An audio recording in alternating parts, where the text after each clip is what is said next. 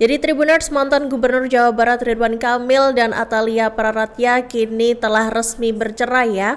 Setelah melalui rangkaian proses persidangan, pasangan yang selama ini kita juga lihat sangat harmonis tersebut ini resmi dinyatakan bercerai oleh Pengadilan Agama Bandung. Majelis Hakim Pengadilan Agama Bandung ini mengabulkan gugatan cerai yang diajukan oleh Atalia Praratya terhadap Ridwan Kamil pada Desember 2025 lalu. Jadi perkara tersebut diproses hingga tahap akhir dan diputuskan melalui sidang pembacaan putusan yang digelar secara elektronik lewat sistem e-court pada Rabu 7 Januari 2026 kemarin maksudnya Raka.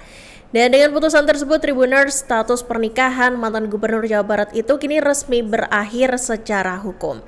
Dan baru-baru ini nih, kuasa hukum dari Ridwan Kamil yakni Wenda Aluwi ini juga membeberkan nih, apa sih penyebab utama gitu ya perceraian dari kliennya.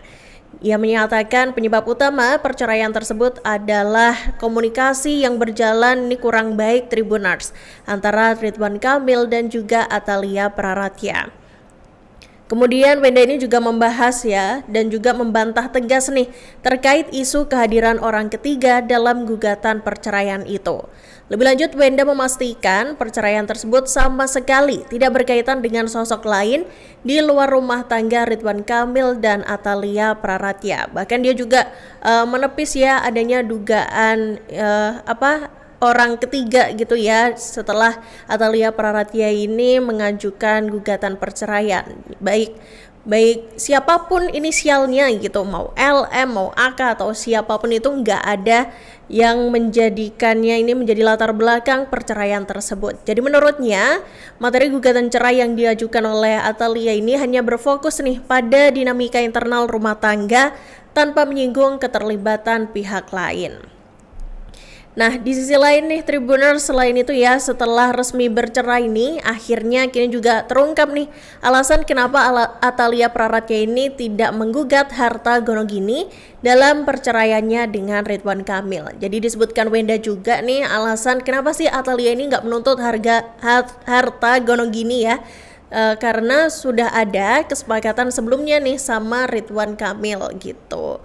Jadi kalau soal harta gono gini ini pihaknya ini juga baru tahu gitu ya. Kemudian bahwa hal tersebut ini juga udah menjadi kesepakatan dan udah dibicarakan sejak gugatan cerai itu diajukan oleh Atalia gitu Tribuners. Jadi hal itu diungkap sama Wenda Aluwi nih dalam konferensi pers pada Rabu 7 Januari 2026 kemarin. Wenda kemudian menjelaskan juga Ridwan Kamil dan Atalia ini diduga telah membuat kesepakatan pisah harta kekayaan selama menjalani pernikahan.